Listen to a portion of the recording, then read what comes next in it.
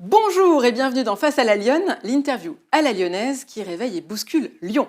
Je suis Alexandra Carracezeli, la fondatrice de l'équipe des Lyonnes, et chaque semaine, je reçois celles qui ont une idée innovante, insolite ou originale pour faire avancer la ville ou améliorer notre qualité de vie. Et si nos vêtements devenaient un outil d'affirmation de soi et de confiance en nous? C'est la vision d'Amandine Payon, la fondatrice des ateliers Rebelles, qui accompagne les femmes à reconnecter leur style à leur personnalité. Cette semaine, elle va encore plus loin avec un événement sur mesure qu'elle propose à toutes les participantes qui ont suivi ces ateliers, un showroom de 3 jours dédié à retrouver couleurs, formes et matières, travailler ensemble pour prolonger l'expérience. Amandine est avec nous aujourd'hui pour nous parler de cette belle aventure. Bonjour Amandine. Bonjour Alexandra. Alors bienvenue dans Face à la Lyonne. Vous savez que cette émission, on la commence toujours avec le pitch rugissant de l'invité. Vous avez 90 secondes pour nous expliquer ce que c'est que cet événement showroom que vous organisez cette semaine dans le cadre de vos ateliers Re-Belle, bien sûr. C'est à vous. Merci Alexandra pour votre invitation. Alors oui, en effet, j'organise 2 fois par an un événement assez impressionnant, assez important que j'appelle le showroom, qui est en fait une vente privée de vêtements pour femmes destinée à mes clientes qui ont suivi mes ateliers. Ces ateliers qui, et vous l'avez tout à fait dit, qui permettent d'identifier les couleurs, notamment les formes et les matières de vêtements qui sont parfaitement adaptées à notre corps et à ce que ça dit tout ça de notre personnalité. Et à ce titre, parce que ça manque un peu sur la place publique, j'ai créé un événement qui permet aux femmes de trouver des vêtements en lien avec cette démarche d'atelier dans laquelle elles se sont embarquées avant ça, que j'ouvre à évidemment mon réseau de clientes, plus de 700, et à leurs proches pour que l'expérience soit aussi sympa et conviviale. Alors Amandine, moi si je vous invitais, c'est pas seulement parce que vous aviez conçu cet événement qui va faire rêver, j'imagine, à peu près toutes nos téléspectatrices, mais c'est parce qu'il y a vraiment un concept dans ce que vous avez créé et l'idée d'aller jusqu'au bout. Est-ce qu'on peut reprendre ces ateliers rebelles?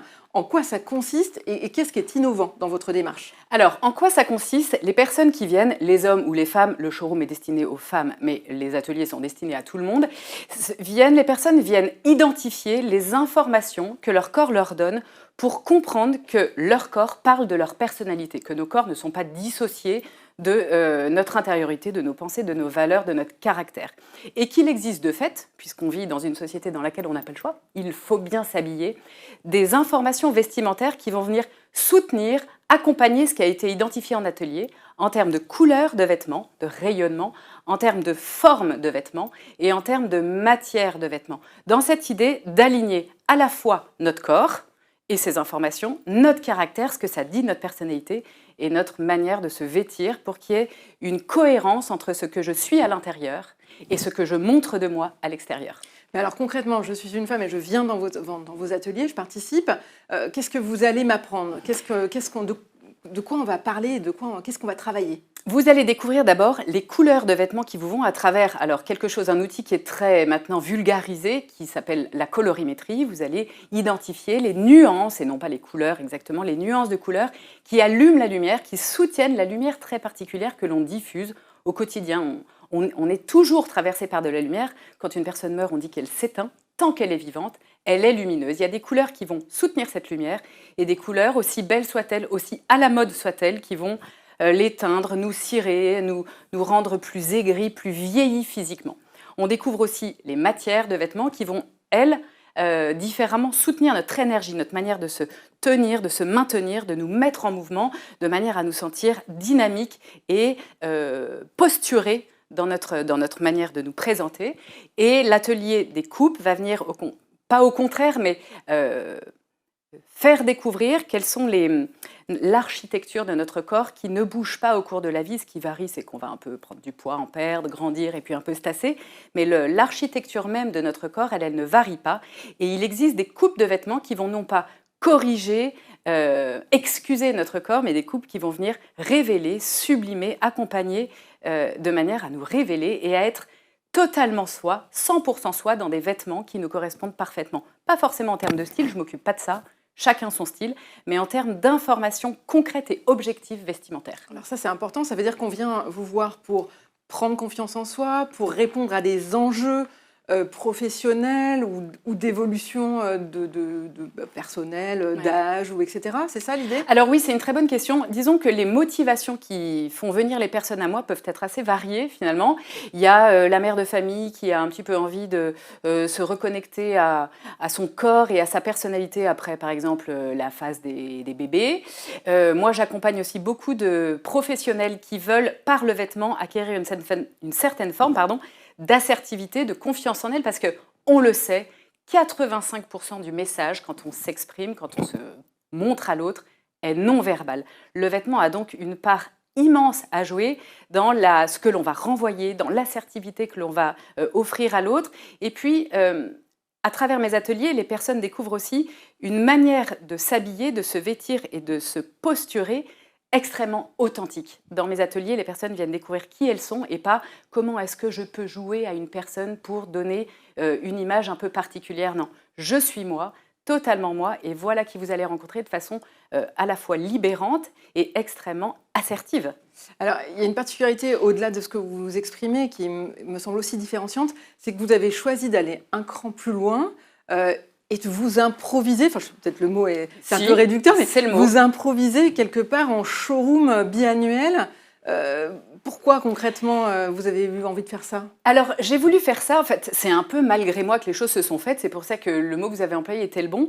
C'est une fois que les personnes ont découvert ça en atelier, une fois que notamment mes clientes, je vais parler au féminin parce que ce showroom est un showroom de vêtements de femmes, qu'elles ont identifié ces couleurs, ces matières, ces formes, qu'elles se sont restaurées en termes de confiance en elles, d'estime d'elles-mêmes, elles me demandaient tout le temps, oui mais du coup je vais dans quelle boutique pour trouver des couleurs qui me vont, pour trouver des formes qui me vont? Et en fait, oui, parce que là, du coup, on n'est pas forcément sur la mode. Donc, il non, faut trouver, en fait, moi, je me dissocie de la mode. Non pas que je sois contre la mode, on en a besoin, il faut bien qu'on se vêtisse, qu'on s'habille. Mais la mode ne nous accompagne pas toujours dans l'idée de nous révéler, mais plutôt de nous faire rentrer dans un moule un peu commun. Et du coup, les magasins ne sont pas toujours, enfin ne sont jamais, on peut dire, organisés en termes vestimentaires, de manière à vraiment permettre aux personnes, et notamment aux femmes, d'être elles-mêmes dans leurs vêtements. Du coup, elles étaient frustrées, mes clientes, et moi j'étais désolée parce que je ne pouvais pas leur trouver de solution. Jusqu'à ce que je me dise, mais en fait, si ça n'existe pas, en fait, je vais l'inventer. Et je me suis dit, je vais créer moi-même une vente de vêtements que j'aurais sélectionnée, justement selon les critères que les personnes découvrent en atelier. Je me suis associée à un fournisseur qui m'a fait confiance au début de façon un petit peu, comment on pourrait dire, amateur, qui m'a confié un stock de vêtements invendus, puis que moi j'ai organisé selon mes critères. Ça a cartonné. J'en ai fait un, j'en ai fait deux, et maintenant, demain, commence le 7e showroom. J'attends plus de 250 personnes, c'est presque trop. Et la sélection, évidemment, est maintenant beaucoup plus précise. Avec mon fournisseur, on s'applique à créer une collection spéciale showroom, le nom de cette vente que j'organise, organisée et triée selon ces fameux critères vestimentaires pour que les personnes, les clientes et leurs entourages qui viennent aient la certitude de trouver au sein du showroom des vêtements qui les sublimeront, qui les mettront en valeur. Alors Amandine, maintenant qu'on a parlé de votre projet, on va parler de vous, on va essayer de connaître mieux votre personnalité et finalement la lyonnaise que vous êtes. Moi j'ai envie de vous poser la question, vous êtes plutôt en mode chaton ou en mode lionne, vous, dans la vie? Alors moi, très clairement, à 100% lionne. À 100% lionne pour plein de raisons. D'abord, moi, je fourmille d'idées, je fourmille d'énergie et je rugis, si je peux reprendre le vocabulaire de la lionne, de frustration de n'avoir qu'une seule vie pour tout déployer parce que je sens que je n'aurai pas assez d'une vie pour pouvoir mettre en place toutes mes idées, tous mes projets. D'ailleurs, que mes projets soient pro ou perso, parce que j'ai plein d'idées aussi sur d'autres plans. Et puis, je me sens beaucoup lionne parce que la lionne, elle a cette particularité à la fois d'être assez clanique, elle veille sur les siens, elle s'occupe de son clan et à la fois c'est un animal qui va au-devant du danger, qui sait sortir de sa zone de confort pour son clan, pour être utile à son environnement. Et pour des raisons personnelles et professionnelles, je me reconnais absolument dans cet animal. C'est une sacrée définition que vous venez de me donner, je crois que je vais la garder. Tant mieux. Amandine, quel est votre parcours de fenote en quelques mots? Alors, vous allez rire, mais alors mon parcours de fenote, il est 100% pur jus lyonnaise. Et depuis, j'ai un petit peu réfléchi, plus de 6 générations d'entrepreneurs à Lyon. Magnifique. Moi, je suis née à Lyon, j'ai grandi à Lyon, j'ai fait mes études à Lyon, je me suis mariée dans Lyon et je travaille et je vis à Lyon maintenant. Donc, au départ, je me disais vraiment, c'est hyper rare à ma génération de n'habiter que Lyon, c'est un peu restrictif. Et puis, en fait, finalement, je crois que j'en suis très fière. C'est ma singularité, c'est ma particularité.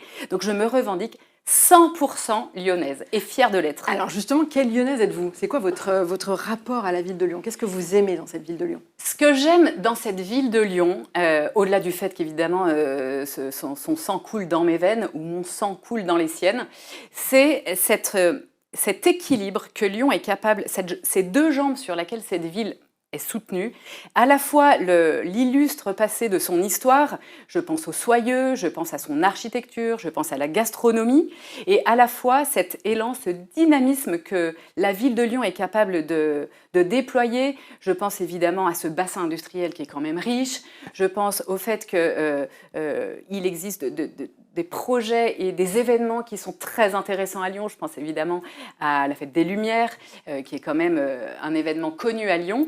Et ce que Lyon m'inspire en tant que lyonnaise, c'est vraiment cette intelligence de l'équilibre entre l'ancrage de son histoire et le mouvement de son dynamisme. Alors Amandine, justement, on va parler de l'actualité lyonnaise. C'est la rubrique Praline ou Machon de l'émission. Qu'est-ce que vous avez envie de nous partager cette semaine? Praline, c'est le truc qui cartonne en ce moment à Lyon et qu'il ne faut pas rater. Ou Machon, c'est le truc qui pique. Eh ben, j'ai pas envie de choisir entre le salé et le sucré. Je dirais praline, parce que j'ai envie de dire finalement ce qui cartonne à Lyon cette semaine, ça va être mon showroom. Même si évidemment les invitations sont déjà lancées. Mais c'est aussi Machon, parce que je crois que ce qui pique un peu en ce moment, c'est très personnel, mais c'est le fait que moi, très régulièrement, pour pouvoir déployer mon activité, j'ai besoin de pouvoir trouver des lieux qui accueillent mes événements, qui accueillent mes projets. En regard de ça, moi, je travaille dans un quartier qui est extrêmement désertifié sur le plan commercial et je constate qu'il y a énormément de locaux commerciaux totalement vides. Et je ne comprends pas pourquoi on n'arrive pas à mettre en regard la demande des entreprises ou des professionnels qui auraient besoin à titre très ponctuel d'un local, les bailleurs et les propriétaires de locaux qui pourraient déjà être un petit peu plus loués que vacants et pour redynamiser déjà un quartier et puis permettre une offre et une demande équilibrée et extrêmement ajustée finalement au fait que maintenant on ne s'engage pas toujours pour signer des contrats sur 3 ans mais qu'on peut avoir besoin en one shot de locaux. Et moi, je suis en difficulté pour trouver ça et j'aimerais tellement que ce soit plus simple. Alors, on lance un petit appel aux décideurs qui pourraient regarder l'émission. Exactement, merci. Et Amandine, alors maintenant, on va passer au coup de griffe de la semaine. Qu'est-ce qui, de votre point de vue, peut être modifié, transformé, amélioré en termes d'aménagement public, que ce soit au niveau de la ville, au niveau du pays, enfin, voilà, qu'est-ce que vous avez envie d'initier comme coup de griffe cette semaine? Alors, mon coup de griffe, il se situe davantage par rapport à mon environnement professionnel. Moi, vous l'avez compris, on l'a un peu dit en introduction, moi, je suis un peu sidérée qu'on continue à vendre des vêtements qui ne soient pas forcément corrélés et en rapport avec l'unicité, la beauté, vraiment la perfection individuelle de chacun. Moi, je milite vraiment pour beaucoup plus de conscience dans ces achats vestimentaires, pas forcément par uniquement emportement écologique, même si c'est capital, mais aussi pour remettre un peu plus de conscience, de tranquillité dans sa démarche d'achat, éviter de surconsommer et pouvoir porter des vêtements non seulement qui nous embellissent, qui nous subliment, qui nous font rayonner, qui nous installent une certaine forme de confiance, et à la fois des vêtements qu'on va pouvoir porter plus longtemps, plus durablement, pour pouvoir allier cette idée de rayonner de sa beauté, et je pèse mes mots, j'y crois à fond, et quand même un mode de consommation plus raisonné, plus raisonnable, plus consciencieux. Alors Amandine, on récapitule. Le showroom cette semaine, c'est complet? Ça déborde, c'est complet. Alors si on veut vous retrouver, on peut aller sur votre site internet, c'est Amandine Payon. www.amandinepayon.com. Je suis visible aussi sur Instagram et sur LinkedIn. Pour Instagram plutôt pour le B2C et LinkedIn plutôt pour le B2B. J'ai 2 propositions. Et puis j'organise la semaine prochaine, c'est visible sur mes réseaux, un grand pop-up dans mon atelier, là en l'occurrence dans mes locaux professionnels, où vous allez retrouver notamment une partie de ma sélection vestimentaire parce que je déploie ça aussi dans un quotidien et pas uniquement dans des événements one-shot. Alors, on a hâte de vous retrouver. J'allais vous demander à quelle occasion on vous revoit la prochaine fois. Eh bien, dès la Dès semaine la semaine prochaine. 22 rue Sully. On va vous suivre attentivement Merci, sur c'est les gentil, réseaux. Alexandra. Merci Amandine pour cette approche bienveillante et audacieuse qui redonne du sens à l'image de soi. C'est la fin de cette émission. Merci de l'avoir suivie. On se retrouve la semaine prochaine pour une nouvelle invitée dans Face à la Lionne.